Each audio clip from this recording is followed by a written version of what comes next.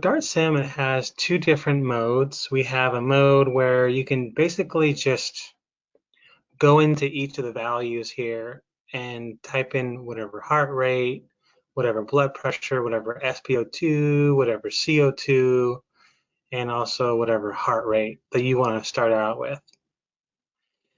And this was really great when the program first launched. At that time, I didn't really have any scenarios, but now how I recommend starting is starting off with one of our scenarios. You can definitely do it this way, but it's time consuming and there's a lot of fiddling around with the keyboard and entering values.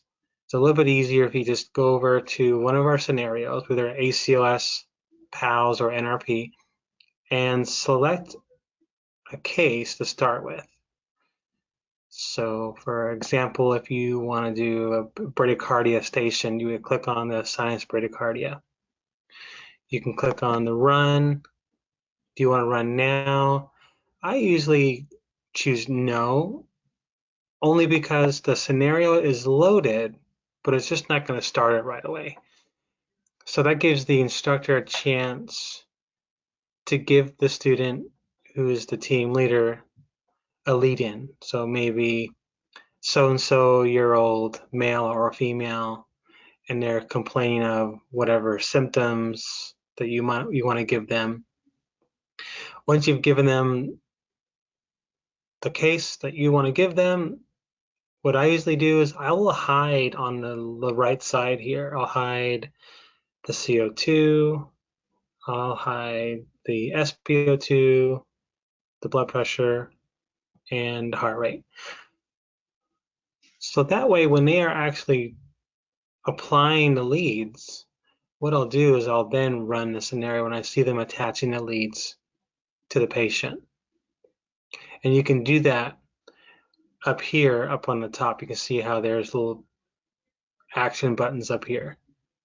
So when you hit the play button, it'll play that particular scenario. And once you see them attaching the leads, then you can say, okay, well, this is what you have for the heart rate.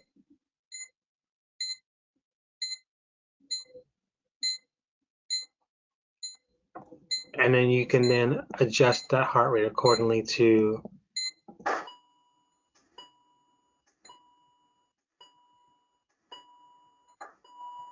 you can silence the alarm there on the top left.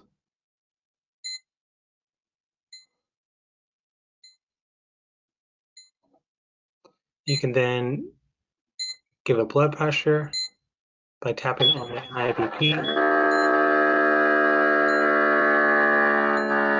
And you see them applying the cuff, but then you can then show them whatever the blood pressure might be.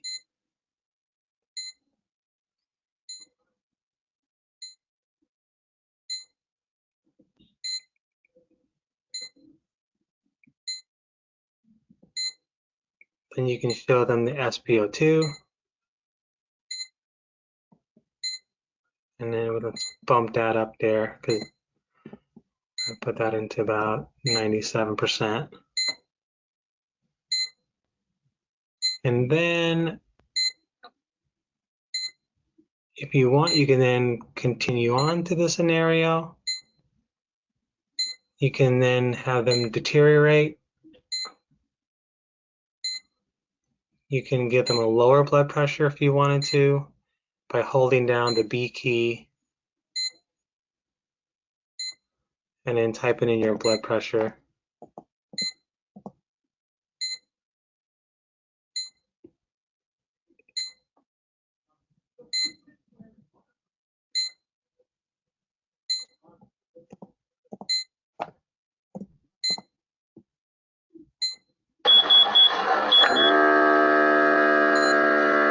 And then maybe while you're getting that ready, then you can choose to go on to the next part of the scenario. And oh, now they're in VFib. So then hopefully you would then have the student check the patient. They would be obviously not responsive and not breathing and pulseless. So then they would begin CPR. And then we have a CPR waveform, which I actually created because I find that if I don't put this CPR waveform up, they tend to stare at the screen and stare at the rhythm. When I put the CPR waveform up there, I said, okay, there's your chest compression. Then they kind of, will lose that tunnel vision of what the rhythm is and then start focusing on other priorities like medications, getting the defibrillator ready to shock and defibrillate, because VFib equals defib, right? So we're going to then charge, make sure everyone's clear, so we'll stop CPR.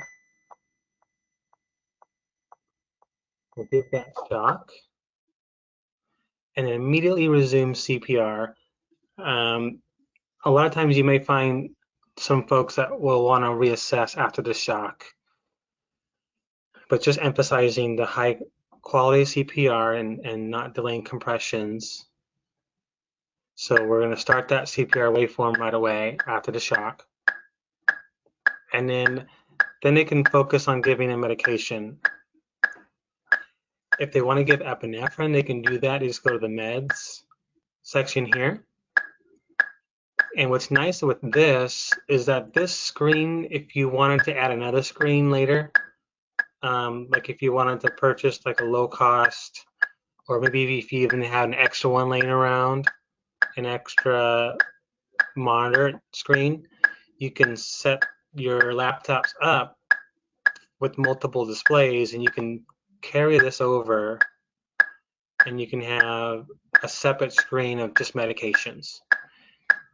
And if that screen is touchscreen, like what we use, then you can have someone in charge of, medications, and one person who's in charge of recording can then tap on any one of these and give a medication. So if you wanted to give, say, for example, epinephrine, you just click on the epinephrine,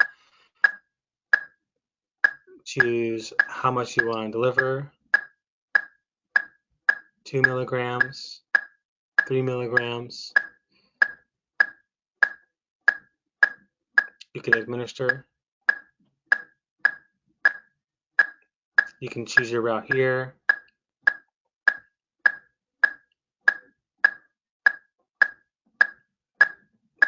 And then you can administer.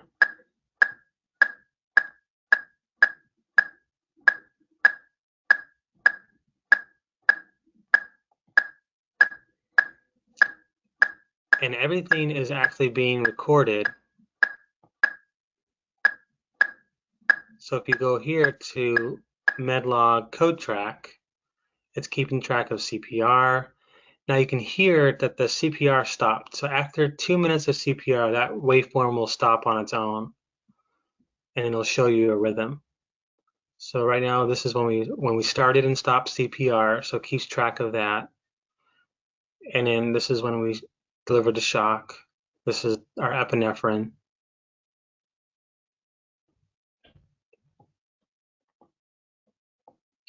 And then obviously you can get ready for another shock. Maybe you can give some amiodarone if that's within your protocol. And so this is basically just going to keep playing out. And then you can see here on the right side, there's a timer here. So on its own, it's going to change to the next part of the scenario. So even while you're still, when you resume CPR right away, this timer here is going to end and go to the next part of the scenario. And the student won't know what that is until after the CPR has stopped for 2 minutes.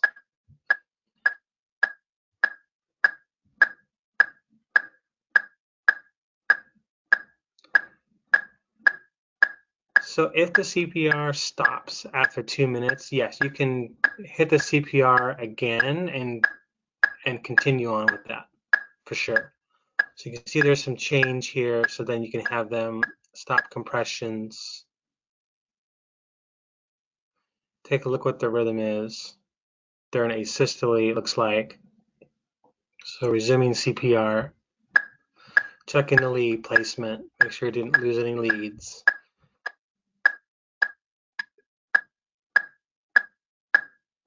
Getting more epinephrine. So after 2 minutes, you can definitely continue on that CPR. Absolutely.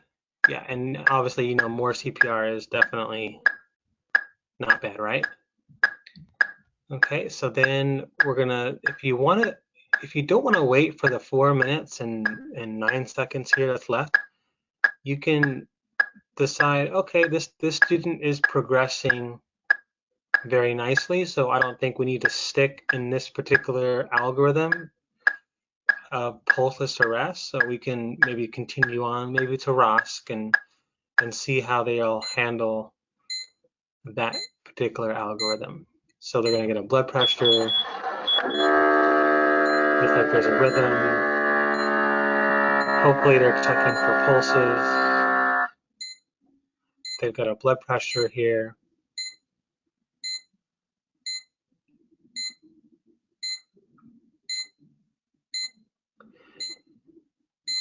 And again, you don't have to wait that nine minutes for it to end the actual scenario. So if you wanted to, and after that 9 minutes, this is basically just going to end. But if you don't want the scenario to end and you want to basically cover the ROSC a bit more, maybe even change the rhythm. You can go over here and choose manual, and that'll get rid of that timer. And so if you still want to keep going, you can say, you can change the heart rate, you can change the rhythm. So if you wanted to say change the rhythm to say sinus tachycardia, you just hold down the shift button and then type number 3. Or you want to go to like a normal sinus type rhythm, you can do that too. So Eric, you're controlling all of this with like keyboard shortcuts essentially, right? Yep, exactly right. Yeah, I can change heart rate, blood pressure, SpO2, I can increase, decrease. All the vitals I can change on the fly. And it's nice too, because when I'm using the Bluetooth keyboard, I'm usually standing from a distance in the corner of the room. We have 3 screens. We have one screen that's right above the patient's head, and it's a 50-inch Vizio television that's right above the patient's head. And then we're running a HDMI cable. It's a, I'm not sure if you've ever seen those, but it's a splitter. It's an HDMI splitter. You might have actually seen those in like TV store, like at Walmart. They got like 15 screens playing the same thing. So it's the similar concept. So basically, you just purchase on Amazon a HDMI splitter, and so what that allows us to do is to have one screen doing multiple actions. So we have one screen that's above the patient's head on the Vizio, where it's basically just for viewing only because it's not touchscreen. So it's just for everyone that's in the room working on the patient can get a good view of what's going on the monitor. And then we have our dart bag with the tablet slid inside on the crash cart, and they're interacting, the student who's in charge of the defibrillator is actually interacting with the defibrillator and charging, shocking, and synchronized cardioverting if needed, or activating the pacer. And then we have another screen that's a touchscreen monitor, which they're not too expensive. Actually, you can get those fairly cheap on Amazon as well. And we have someone who's in charge of basically just tapping on the screen and adding meds whenever meds are given, and keeping track of everything that's going on. And once that's done, we can then do a nice debrief, and everyone can then take a breath. And I'll reset this part here. Any questions so far? Yeah, so if you have the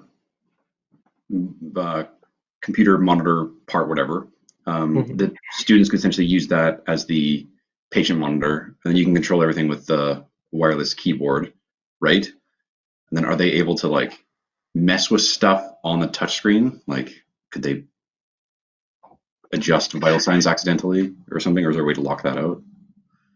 Yeah, so they won't be able to adjust any vital signs unless they, tap in this particular area here, which they're not usually close to that area. So when they're charging, they're using this button here. They're shocking. What I usually do is when I go over like for example, when they go over to the different videos in the ACLS course and they cover the bradycardia, then what I'll do is I'll pull up this Dart Sim in the main classroom on the overhead projector and just kind of give them a quick overview on how the monitor works. Because we get new grads all the time and they've never even seen a defibrillator, except for, when they were doing their training and never, really used it on someone. And so we're just, explaining the different buttons, what they do. Okay, you have a bradycardia patient, and they're already kind of getting familiar, the buttons already. And so once they have that quick orientation of the different buttons and what they do and why, once they get in to the code room and actually start practicing as a team lead, I never have any issues with anyone changing scenarios or coming down here and clicking on the keypad and changing the rhythm, or starting another, clicking here and doing another scenario. So that doesn't happen. Actually, I've never had that happen before, but never say never. But usually, when they're interacting, they're usually staying within this bottom right area here. That's where all the actions are. So if they wanted to, so if we started that case again, let's see, so run schedule. So we want to run that case again.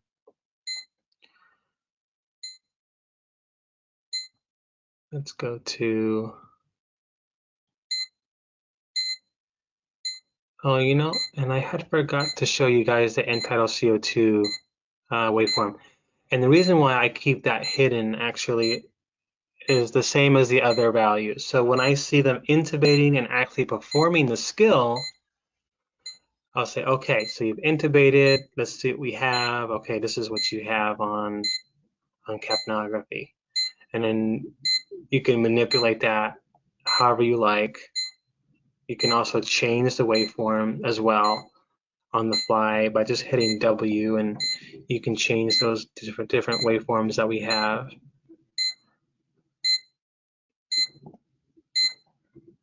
You can also manipulate the respiratory rate as well to however you like. And these are all the different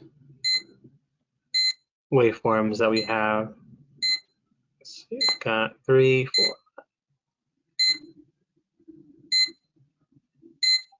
So we have about 18 different waveforms that you can choose from.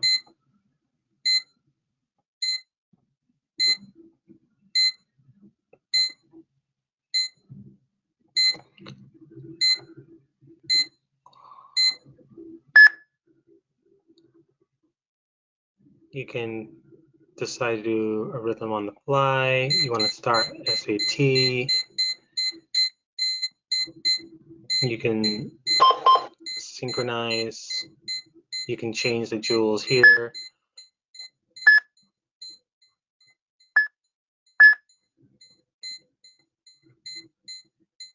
then you can then charge,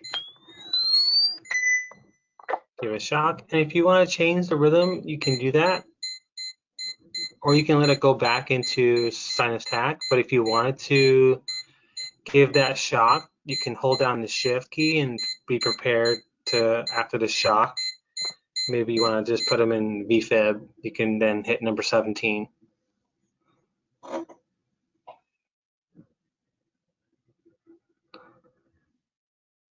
And if you wanted to get a 12 lead, you can get a 12 lead.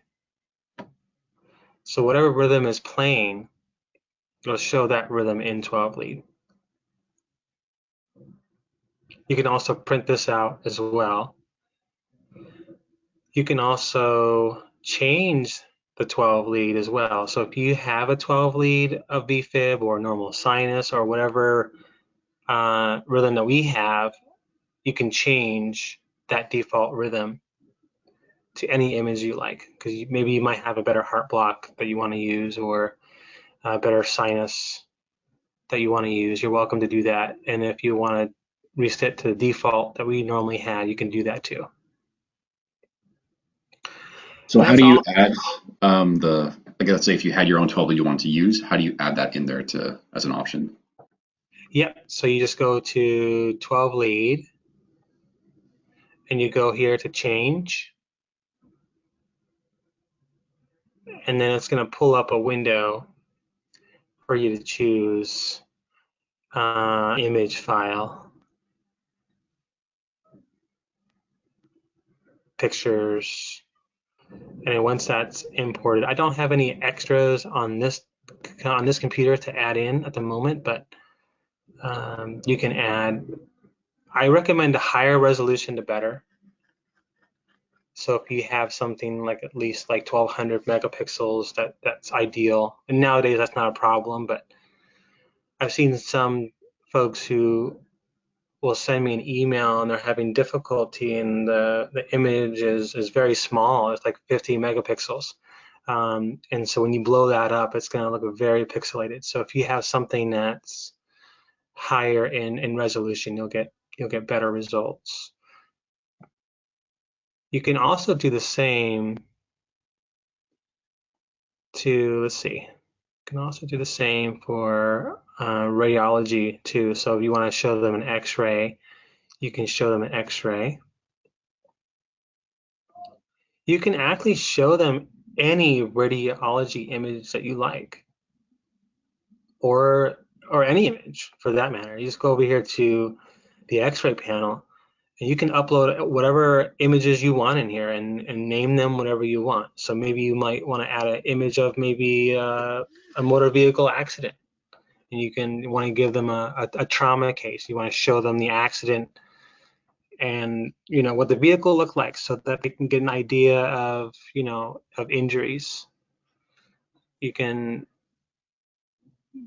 add any images in here that you like. So Eric, just to Fred and Jenner asked some questions in the chat there. If like this whole screen is what's going to be on the monitor, right? So if we have this for the students using it and we want to add like different X-ray files or different Dolby files, they'll be able to see us making changes to the scenario, right? Yes. So yes, so they'll see you adding any images if you want to add images. So what I recommend doing is adding whatever images that you want in that X-ray panel before you would start the course. And so, for example, maybe you found some good images at home that you wanna add in, and okay, I think I'm gonna add these for class tomorrow. I'll add these images in here and I'll name them what they are. I recommend doing that prior to starting, because they would definitely be seeing you adding stuff. Actually, in regard to, so I want to change my CO2 waveform so they're doing bad CPR. I want to change the waveform on them as on the fly. They're going to see me pick which waveform that I'm picking as I'm picking it on the screen, though. That's what I'm kind of more curious about. So if I make an adjustment and all of a sudden I decide that this is a good waveform, that's awesome. but now I have an occlusion in my tube and I want that waveform to reflect that. They're going to see me pull down that chart, select that waveform, and put that in there, so there's no guessing for them, is there? Right. So for now, what you'll have to do is you'll have to pull down this list, and you can see the different ones that we have here. So if you wanted, say, let's see. So if I were to sit down with a class and say, this is our capnography, what is this waveform? They're going to see me select hypoventilation, correct? Unless I turn the monitor away and shut off all the screens. Exactly right. Or what you can do, another option is, we cancel this, is if you, every time you hit the W key, it cycles through the next waveform. And what I can do is I can give you a list in order of the different waveforms. So say if you press W 4 times, it's going to then cycle into that particular waveform because that's the one that's in order. Okay, that Yeah. works. That's okay, because we can recognize and then give it to them after, kind of thing. Just as long as they're not seeing me select hypoventilation or whatever, or else it kind of defeats the purpose of Yeah, testing. no, absolutely. No, absolutely. And then that's the same way that all the waveforms for the SpO2 as well as the ECG work as well, correct? Yeah, so the SpO2 is going to be changed by holding the S key and then hitting plus minus. Okay. So if we want to go into, let's go into this one here, and let's see, or let me just start over. Let me start from the beginning here. And then you can hold the S key and then hit minus and plus if you see them giving oxygen. You can then change the blood pressure on the fly as well. Same with the blood pressure.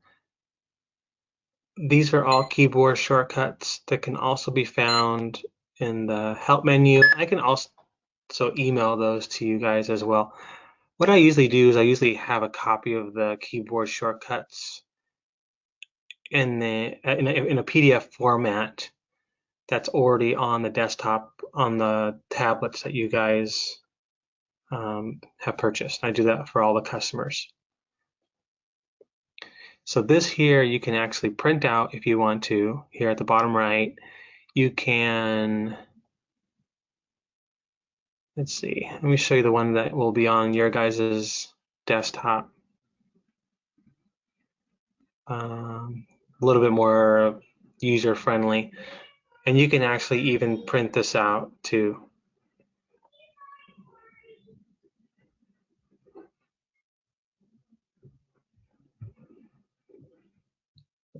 I actually used to have that on the back of my keyboard, like a little miniature version.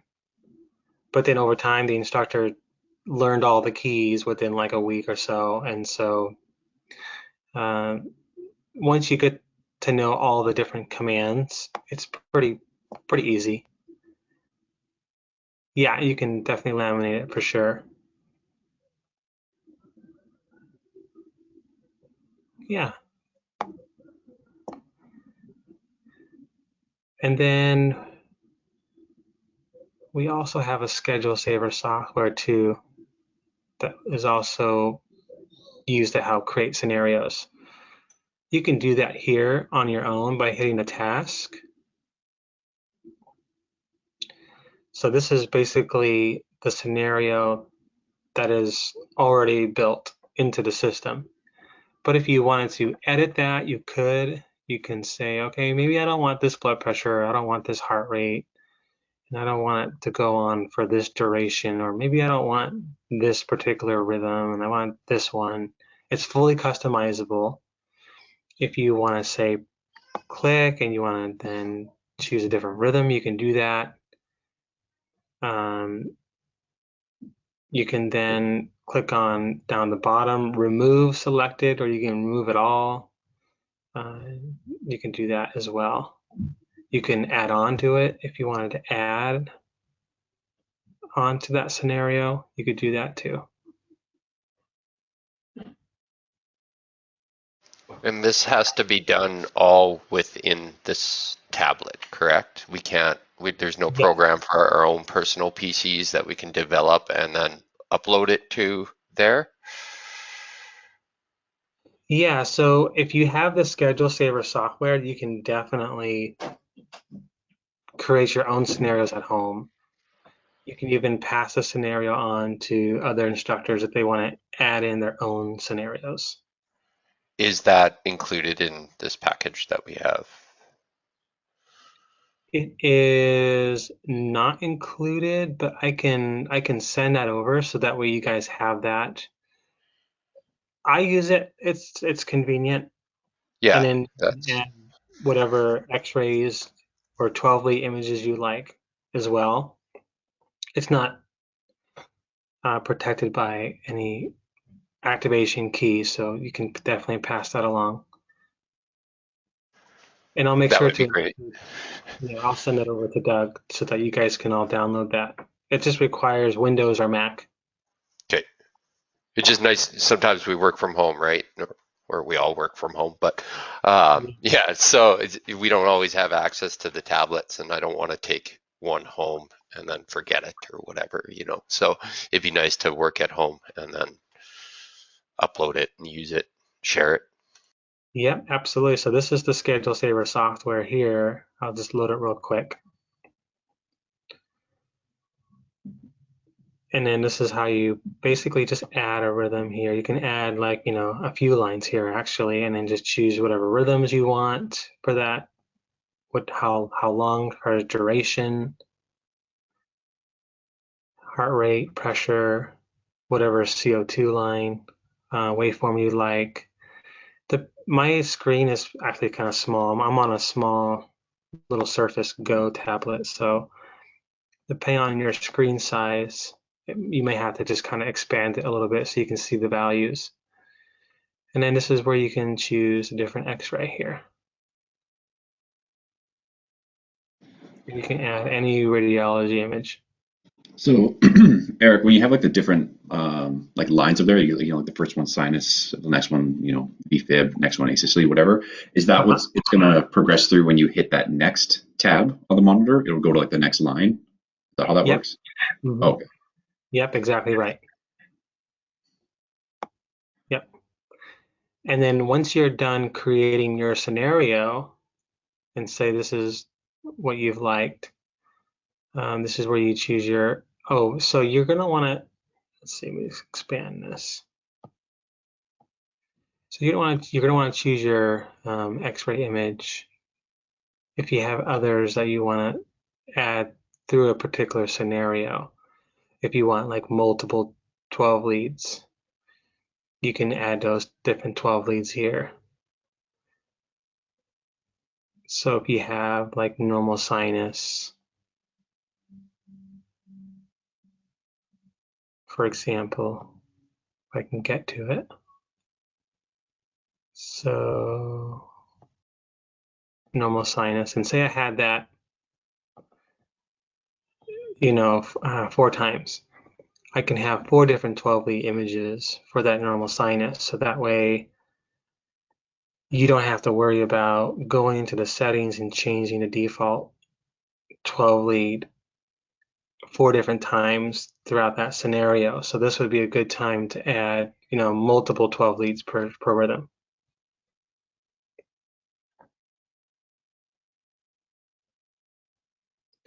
And then you can save it, give it a name,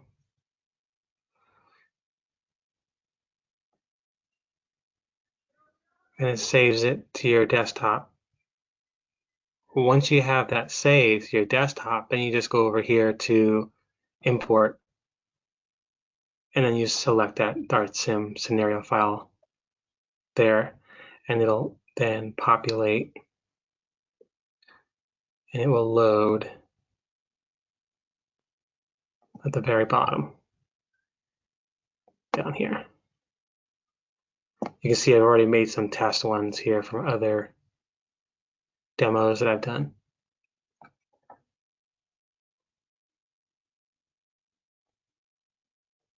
Oops, I'm gonna put that back up. Any questions so far?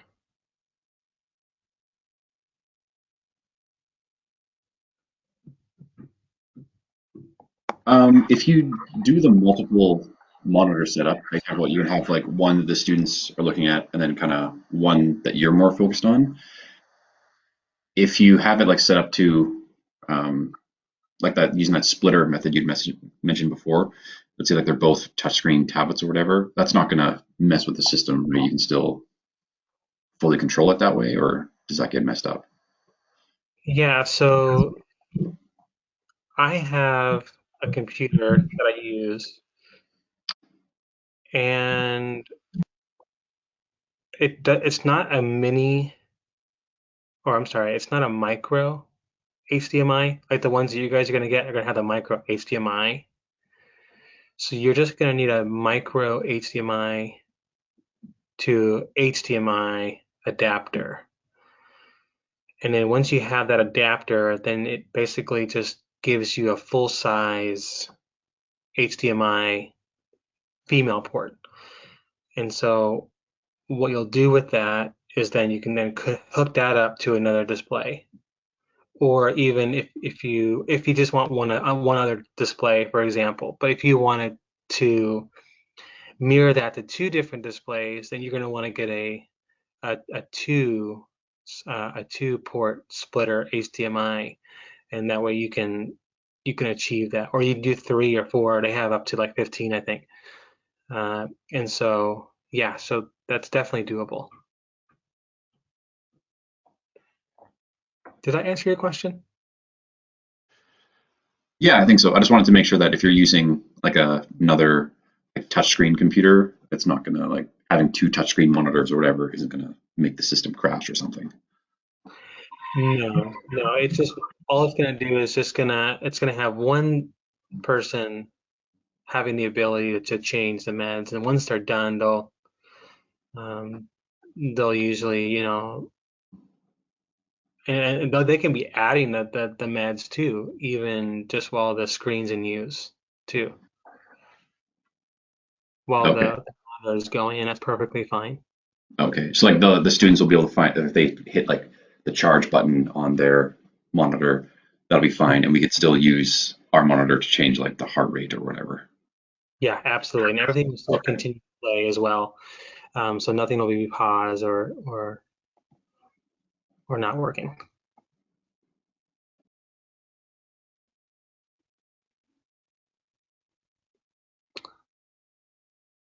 Yeah, I think, let's see, I don't think I showed the pacer, so let's do that real quick.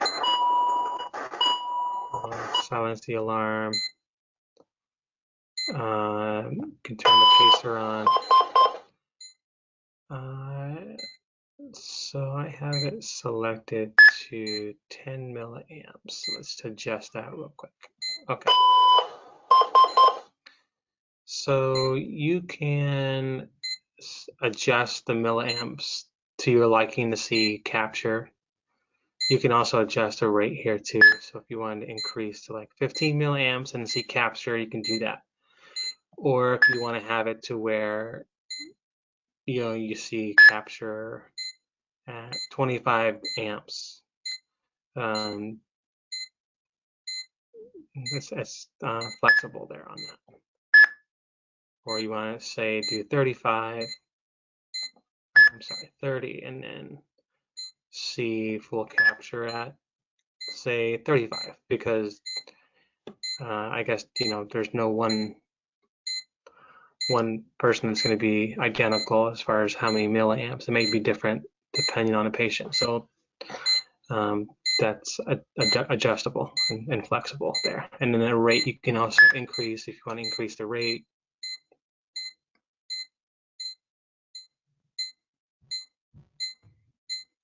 You can pause to see what the underlying rhythm is.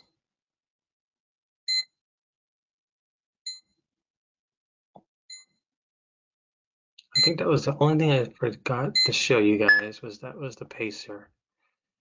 Let's see if there was anything else. We went through we have the PALS scenarios. We have the ACLS, we have NRP. Do you guys do any NRP at all? Yes. Yeah, for the ACP program. Yeah. Yeah, so we have some NRP scenarios here as well. And there's some test ones in there. You can also delete, if you don't like some of these, you can delete them or rename them as well and add on to those or change in any way you like. So when it has the run schedule button there, that is what you clicked just to run one of the scenarios, right? Yep. So whenever you go over here to choose a scenario,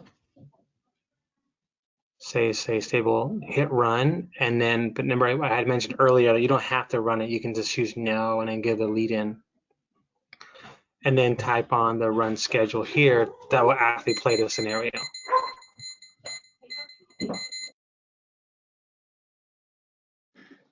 And then whenever you're ready, you just hit that next button at the top and it would go to the next stage of that scenario, right? Exactly right. Okay, cool.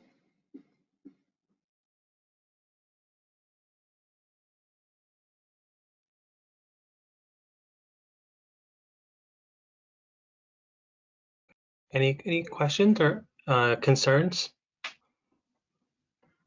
Just a question, Eric, on the units you use.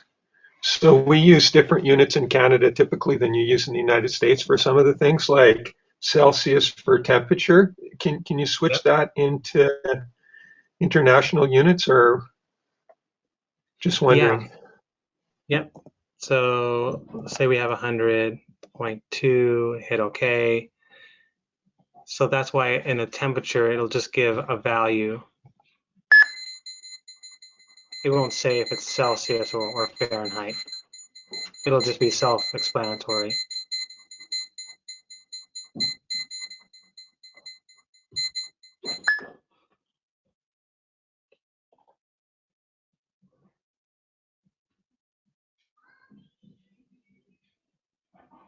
Any other questions? In your drug lists, can we modify the drug names to names that we would more commonly see in Canada? Like, I know you guys have albuterol all the time, and we have salbutamol. So can we switch things like that? Yep. You can just click on over here. You can add a medication here, or you can select a medication here and rename it. Or you can then decide that maybe you want to remove one. You can do that too. And you can just select one and then down the bottom, just hit delete selected. Yeah, because I'm sure there'll be some that you guys probably just don't use. And that's perfectly fine.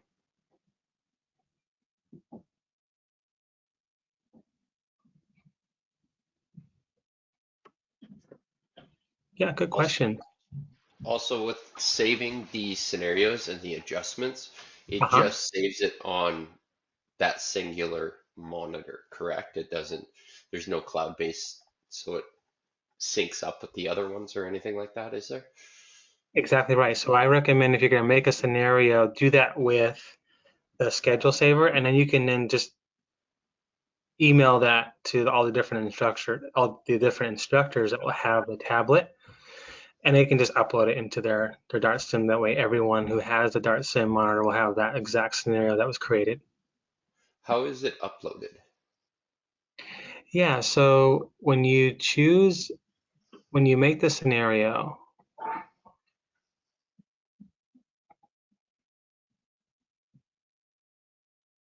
and I'll just make one real quick just to show you guys. You click on Add Rhythm, and then I'll just do like a normal sinus, or we'll say 200. We'll do a heart rate of 78. And I'll just do that. I can add some more stuff on here, but just to give you an example here. So we're going to then save. And then this is where you're going to name your case. So I'll do test 22. Recommend saving it to the desktop. It's easier to find. Unless you have a flash drive you want to save it to, because you can do that too. And then hit save. And then you go back to your Dart Sim, and then you just go to the task. And then you're going to go to import. And you're going to go to your desktop. And you can see that Dart Sim file here, that test file. And then you click open. And there it is there. You don't have to resave it. It's already now saved into the system. So a lot of times when folks will upload that scenario that they created, they're going to then sometimes, you know, click on save, but that won't be necessary. You can just close. You can start it if you want, or you don't want to start it. You want to give a lead in, you can do that.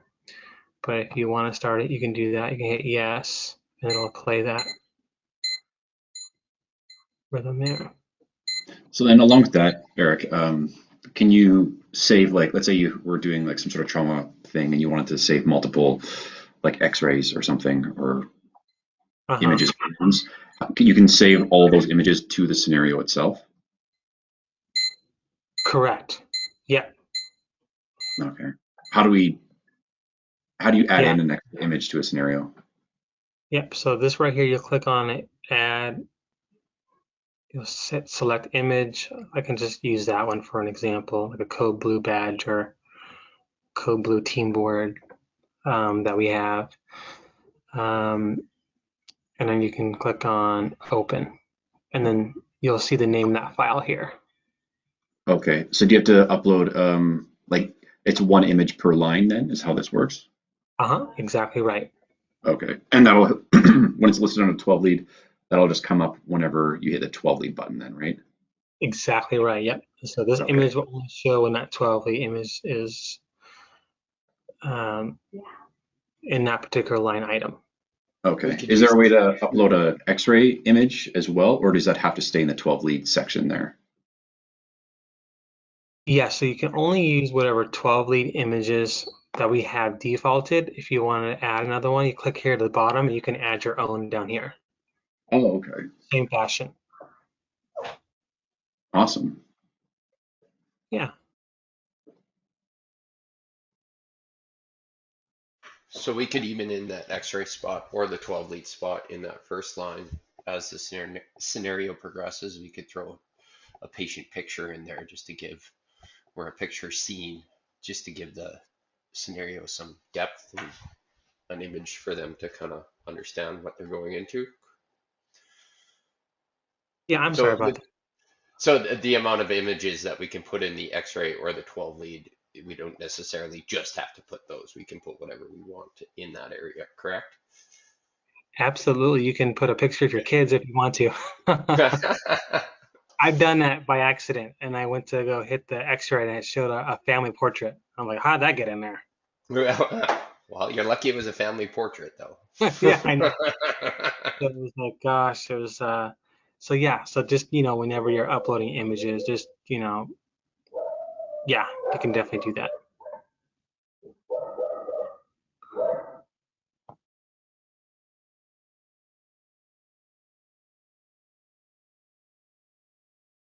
Any other questions or concerns?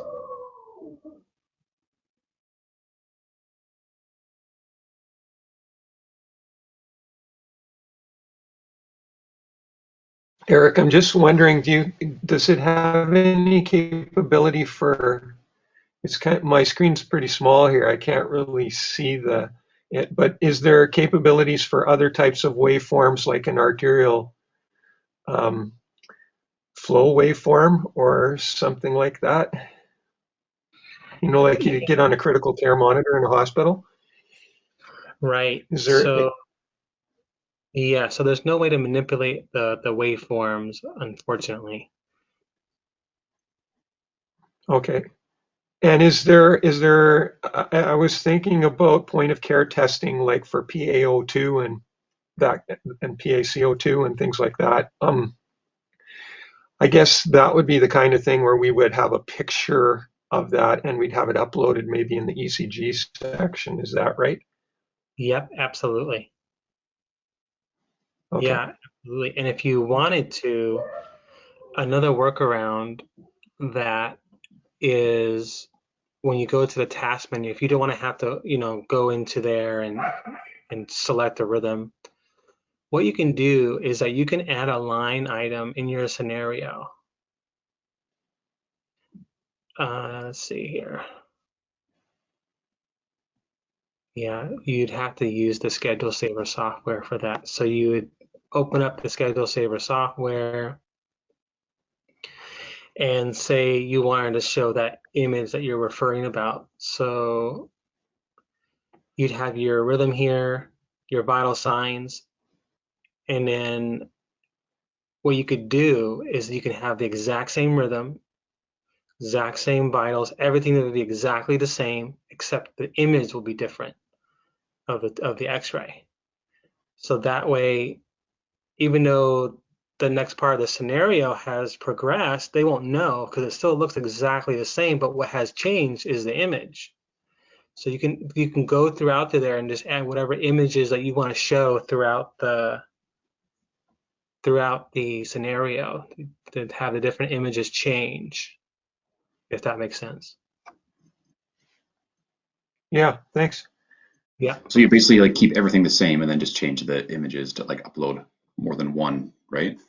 Yeah. So for example, if you want to start out with like second degree AV block type 2 and you want a specific, maybe you want two different rhythms, you could definitely do that. Say you wanted to, add, COPD on one, and maybe you want to add your own on the second one. You can do that here, or you can add your own images that you want for both of those too, if you wanted to, or throughout the entire scenario for that matter. But if you add some more here, so then maybe you have after the second degree AV block, maybe you want them to go into a junctional rhythm. So we'll go to junctional. So then all the vital signs on a junctional above or here will be all whatever you want, and then have it match exactly the same, but then the image will change. And so that way, when you go and you progress to the scenario, and then you hit the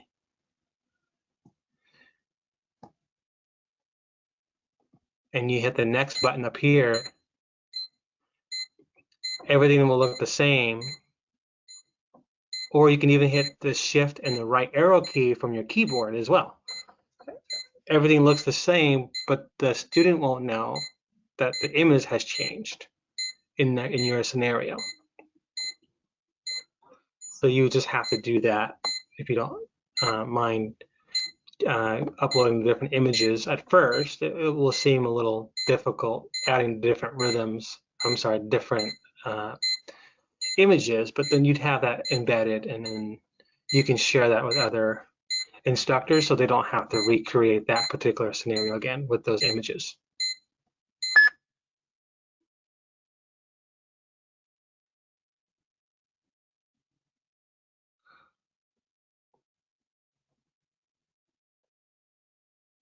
Yeah, really good questions. Thank you for the questions.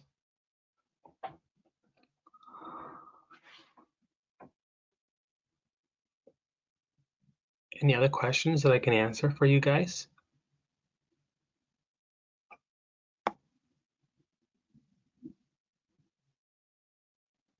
Because I am here for you. Yeah, not that I can think of. I don't know if anybody else has anything. I just have some clarification on the screen sharing. We Sure. set up the main screen and then we HDMI out to just a visual screen. And then if we do have the option, we have a second touch screen so the students are able to administer the medications and all that. The only thing that the instructor can do besides go and touch the bag with the panel on it, what we're looking at now, or go touch the medication screen, there is no way for us to have yet another touch screen so that we can have that tablet and be able to manipulate that, correct? It's just, Oh, yes, I'm sorry. So it doesn't have to be a touchscreen. If you wanted them to use a mouse, they can definitely do that because you're not using the mouse on the main screen anyway. So that's definitely doable as well. You would just, yeah, you would just need to go to your display settings and you're gonna need to go to adding another screen. So it's not gonna be the mirror setting. It's going to be the setting where you're going to be adding an additional screen. So that way the mouse can carry over to the next screen okay, along that window. Yeah, so it's just going to be a different setting, but definitely doable. I think it's just a little bit of figuring out how we want it set up too, and how we can make it Yeah. connect, I guess. Yeah, and that's definitely doable. It just depends on, whatever equipment that you have. Can the monitors that we bought from you guys, can they like link to each other like through Bluetooth or something and create two screens that way? I know they wouldn't be able to connect with one another via Bluetooth, but you can use a Bluetooth keyboard to connect with the software, or you can also use a wireless, the ones that have the little dongles that plug in. But if you do it that route, then you're going to take up that port that will be Okay. utilized for the display. So as instructors, we have to become quite comfortable with the keyboard shorts and the use of the mouse and stuff like that. Yeah, and if you don't want to get comfortable with the keyboard shortcuts, I have some locations where they just play the scenarios. And each part of the scenario they have it set up where it's only going to be that particular scenario for 1 minute, and it's going to change to whatever they want next. And so it's up for the student to be able to know the algorithm efficiently or just go through the process repetitively until they can understand what to do next. But yeah, you can drive it by just doing the scenario only, and you don't have to put a time limit on it. We have some locations where they don't give a time limit; they set it to 0, and that's possible. That's doable as well. And so all you would do then is then just hit the shift and the right greater than symbol, and then that would advance to the next scenario um, whenever you're ready.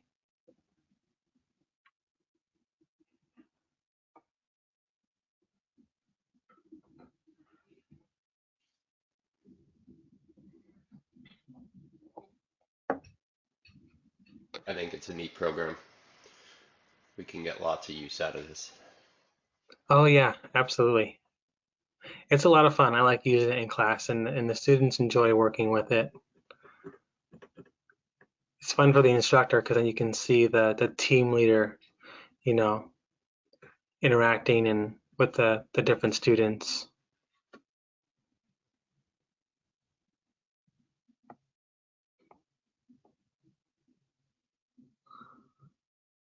I hope this will be a good fit for you guys. And then if there's questions that maybe come up down the road and maybe you're, you know, driving home and you had a question, we can always do another session, or you can even send me a text message. You can also give my cell phone number to all of your instructors. So when they're teaching or using the software and they have a question, they can shoot me a text message. I might not get to them right away because I'm also teaching as well, but there's a lot of videos and so there's a lot of downtime. So I can always, respond pretty quickly once I'm available for texting, especially from home. I work from home too, so I am available usually until about like 9, 10 o'clock at night until the wife tells me it's time to go to bed. Yeah, that's awesome. Yeah, I don't have any more questions. I'm sure there's going to be a lot more questions because all of our instructors, they go on vacation right away for 2 months. So when they come back in September with new students, I'm sure there's going to be some questions to be had. But even as Christine said in the chat there, once we get a chance to play around with it, I'm sure we can figure most of the stuff out, and we will definitely be in contact with some help for sure, I'd imagine. Yeah, absolutely. Absolutely. I'm always here for you guys. And do you have my cell phone number, Doug? I maybe is it in the emails? Oh, the one I have here is just the support services 619-433-8891. Yes, and I'll put that up to 619-8891. So I'll put that up so that everyone can see. Perfect. Thank you. Yeah, absolutely.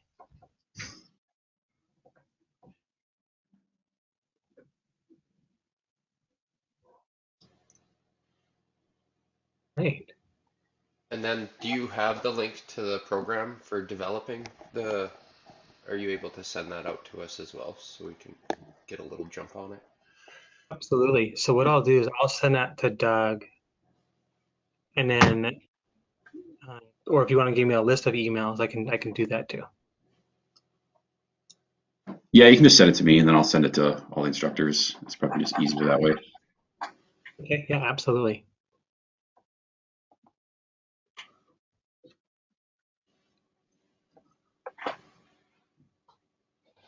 Any other questions that I can answer for you guys? Erik, maybe just one more quick one. Do you ever set this up so that the students run it on their own, kind of like as an independent study? Yes. Yes, we do have students that will purchase the software.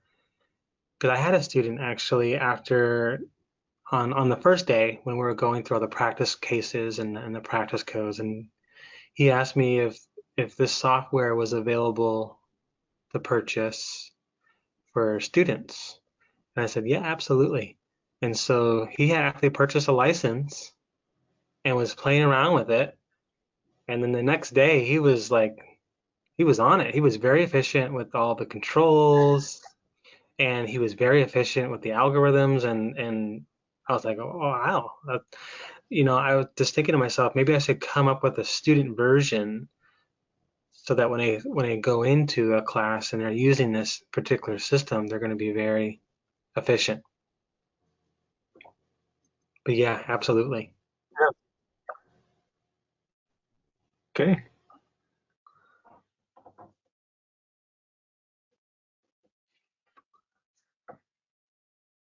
Any other questions that I can answer for you guys, or any concerns? No, I think I'm good, Erik. I think the next thing is just to play around with it for a little bit. Yeah, please do. Play around with it. Text me if you have any questions, or you can shoot me an email. I'd be more than happy to help.